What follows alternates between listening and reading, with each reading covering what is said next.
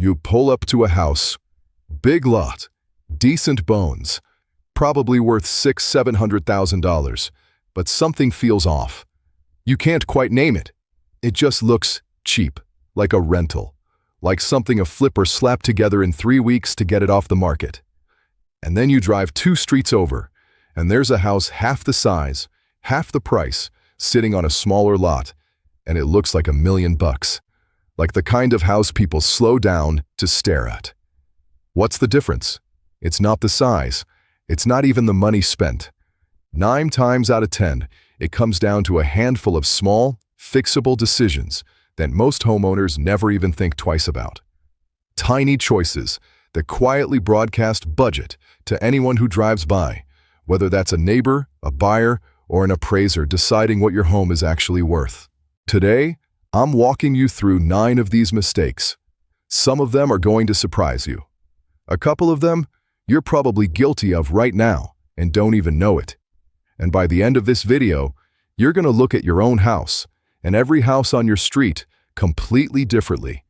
So stick around, because mistake number 7 is the one almost nobody talks about, and it might be quietly costing you tens of thousands of dollars in resale value. Let's get into it. Mistake number 1: too many colors and materials fighting each other. Here's a rule that professional designers live and die by, and almost no homeowner has ever heard of it. It's called the Rule of 3. On the exterior of your home, you should never have more than 3 main materials or colors working at once. That's it. 3. Brick, siding, and trim. Or stone, stucco, and a roof color. The second you start layering in a 4th, maybe you've got brick on the bottom, vinyl siding on top, a stone accent around the door, black shutters, a red door, and beige trim, your house stops looking intentional and starts looking like it was built in phases by 5 different contractors who never talk to each other. And that's exactly the feeling it gives off, even if it's not true. Visual chaos reads as cheap because the eye can't rest anywhere. Think about luxury brands for a second. High-end architecture, high-end fashion, high-end cars. They almost always restrain the palette. 2, maybe 3 tones, used confidently. Budget products, on the other hand, tend to throw everything at you at once because someone thought more equals better. It doesn't. More usually equals messy. The fix here doesn't require a renovation. If your house already has too many competing elements, the cheapest fix in the world is paint. Pick one dominant color for your siding, one trim color that's either a close neutral or a sharp contrast, and one accent, your door, your shutters, and stop there. If you've got stone or brick you can't change, build your palette around it instead of fighting it. Suddenly the same house, same materials, same bones, looks like someone actually designed it instead of just building it. Mistake number 2: the wrong front door color, or worse, a boring one. Your front door is the single most attention-grabbing element on the entire face of your home.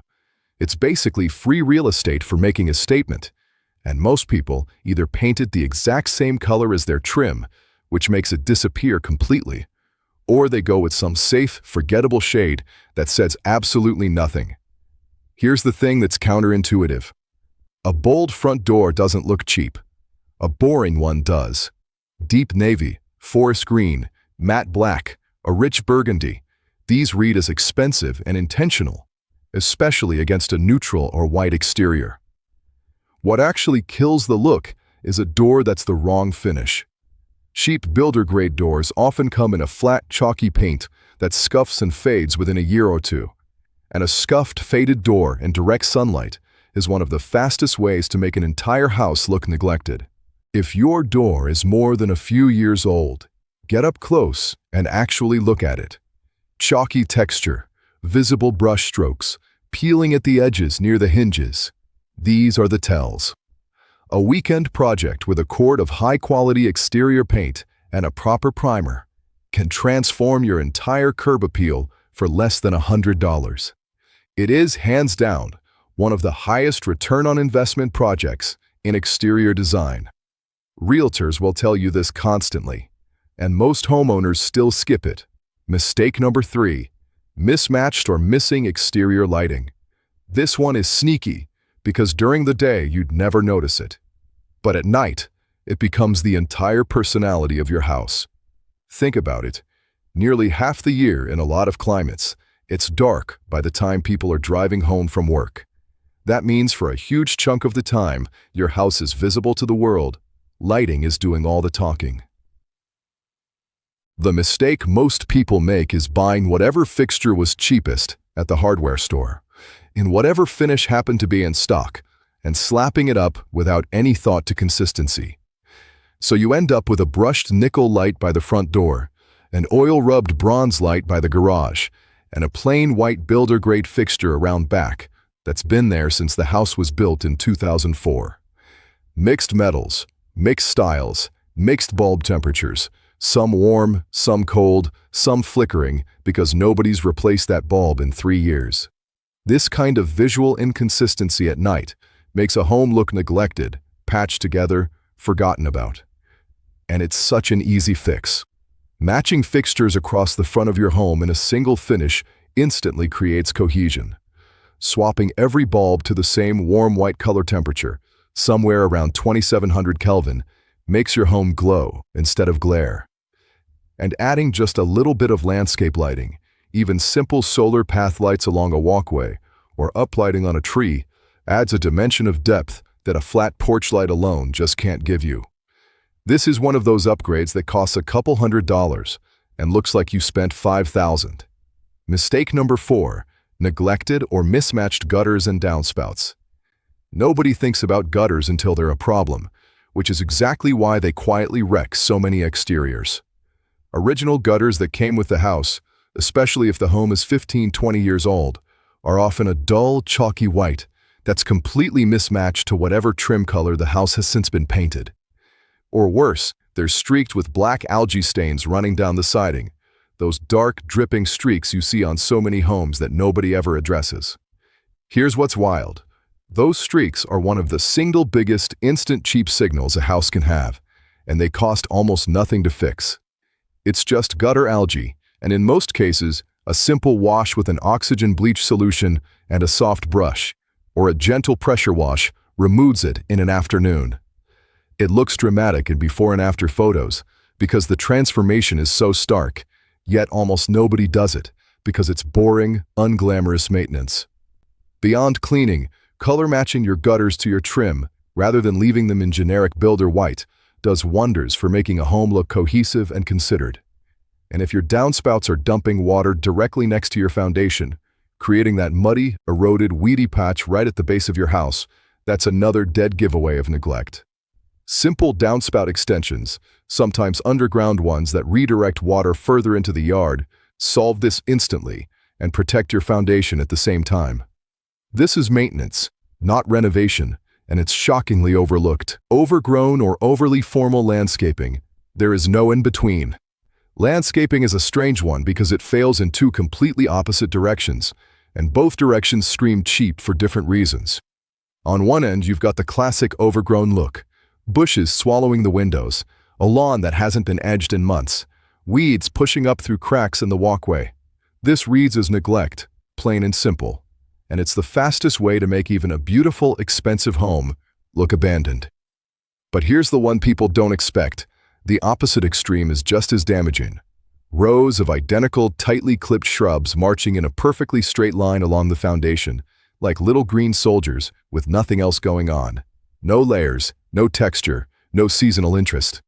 This is what a lot of tract home builders do because it's the cheapest, fastest landscaping package to install at scale.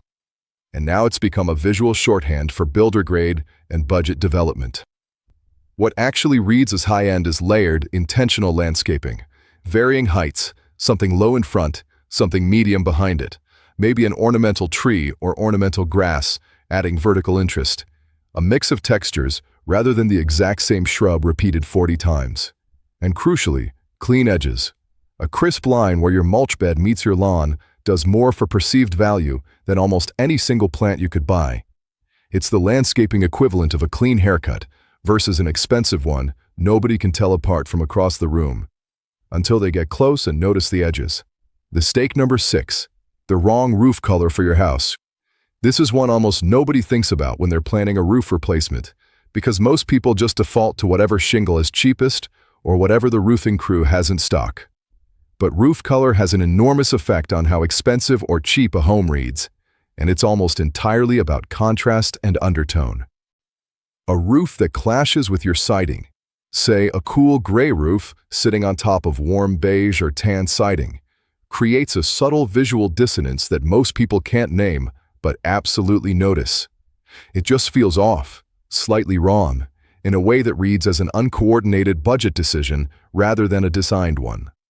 The homes that photograph beautifully, the ones in magazines and high-end listing photos, almost always have roofs that were chosen specifically to complement the body and trim color, not just picked at random. If you're not in a position to replace your roof, and let's be honest, most people aren't going to re-roof their house just for curb appeal, the fix is to work backwards.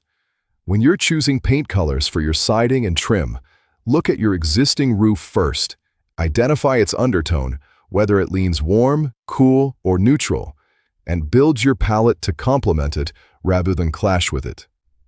This single alignment between roof and body color is something high-end architects obsess over, and most homeowners never even consider. Mistake number 7, skipping architectural details, or worse, covering them up. This is the one I mentioned at the start, and it's honestly the most underrated mistake on this entire list. A lot of homes, especially ones built in the 70s through the 2000s, actually have decent architectural bones. Real trim work, window casings, maybe some subtle molding or a covered porch with actual structural detail. But over the decades, through vital siding installations and cheap renovations, a huge number of these details get flattened out, covered over, or stripped away entirely in the name of low maintenance. The result is a house that looks like a featureless box. Flat walls, minimal window trim, no shadow lines, nothing for the eye to catch on. And here's the psychological part. The human eye reads depth and shadow as quality. A window with proper trim casting even a half-inch shadow looks more substantial, more expensive, more real than a flat window punched straight into flat siding, even if the actual window itself is identical. This is why one of the highest impact, lowest cost upgrades you can do is adding or restoring exterior trim. Simple flat trim boards around windows, a slightly beefed up trim package around your front door, even decorative brackets under roof eaves. These small three-dimensional details add shadow, add texture, add the sense that craftsmanship went into the house. It's genuinely one of the most underused tricks in exterior design because it's not glamorous. It doesn't show up well in a 5-second social media clip, but it is the difference between a house that looks custom-built and a house that looks stamped out of a template. Appraisers and real estate agents both know this instinctively, even when they can't always articulate why one house shows better than another with the exact same square footage. Mistake number 8, a driveway or walkway that's cracked, stained, or the wrong material. We spend so much energy thinking about the house itself that we forget the ground leading up to it is doing just as much talking. A cracked driveway with weeds pushing through the seams, oil stains that have been there so long they've become part of the concrete, or a walkway made of mismatched pavers that don't relate to anything else on the property. These are all things people walk past every single day and stop seeing entirely. But a first-time visitor or a potential buyer sees it immediately, because it's literally the path their eyes and feet follow straight to your front door. Concrete is porous, and stains happen to everyone. That's not the issue. The issue is letting them sit for years. A concrete degreaser and a pressure washer handle most oil stains in an afternoon for basically nothing. Cracks, if they're minor, can be filled with a simple concrete crack stiller. And while it won't be invisible, it stops the crack from spreading and stops weeds from using it as a doorway. If your walkway was clearly an afterthought, A straight strip of plain gray concrete poured with zero relationship to the house's style. Even something as simple as adding a soldier course of brick along the edges, or swapping to a paver walkway that echoes a material already used elsewhere on the house, ties the whole property together in a way that feels expensive without actually costing a fortune. The goal is continuity.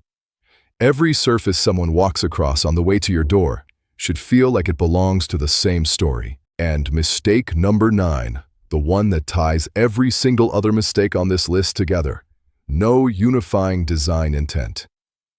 Here's the truth underneath everything I've just told you. Every single mistake we've covered: mismatched colors, boring doors, inconsistent lighting, dirty gutters, chaotic landscaping, a clashing roof, missing architectural details, a neglected walkway, they're all really just symptoms of the same root cause. Nobody sat down and decided what story this house was supposed to tell. Expensive-looking homes, regardless of their actual size or price tag, all share one thing in common. Somebody made a decision about the overall feel. Is this a warm traditional home, a crisp modern one, a relaxed coastal cottage, a moody dark and dramatic build?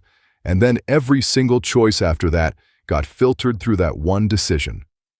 The door color, the light fixtures, the landscaping style, the trim, all of it got measured against the question, does this fit the story we're telling? Cheap-looking homes, on the other hand, are almost always the product of 100 small, disconnected decisions made independently over years. A door picked because it was on sale, a light fixture picked because it was in stock, landscaping picked because a landscaper suggested it without ever seeing the house's color palette. None of it is bad on its own. It's the total absence of a unifying thread that makes it read as cheap. So, if you actually want to change how your house is perceived, here's the exercise. Before you spend a single dollar on any of the fixes in this video, pick 3 words that describe how you want your home to feel. Warm and traditional, clean and modern, moody and dramatic, whatever resonates with you. Then go through every single exterior element: door, trim, lighting, landscaping, roof, walkway, and ask if it supports those 3 words or fights against them. You'll be shocked how many problems solve themselves once you have that filter, and how many expensive-looking upgrades you can skip entirely because they were never actually necessary in the first place. It was never about spending more money. It was about spending it with intention. So here's your real takeaway. Curb appeal isn't about how much money you throw at your house. It's about coherence. It's about a handful of small, deliberate decisions instead of dozens of accidental ones. You could spend $200,000 on a renovation and still end up with a house that looks cheap if none of those choices talk to each other. Or you could spend a single weekend, a can of paint, a pressure washer, and a bag of mulch, and completely transform how your home is perceived by every single person who drives past it. If this video helped you see your own house a little differently, do me a favor and drop a comment telling me which mistake hit closest to home. I read every single one, and it genuinely helps me figure out what to cover next. If you want more videos like this, breaking down exactly what separates expensive-looking homes from cheap-looking ones, hit subscribe and turn on notifications, because I've got a lot more of these coming. And if you know someone who's about to sell their house, or someone who's just been putting off that front door paint job for way too long, send this their way. It might just save them thousands of dollars in resale value. Thanks for watching, and I'll see you in the next one.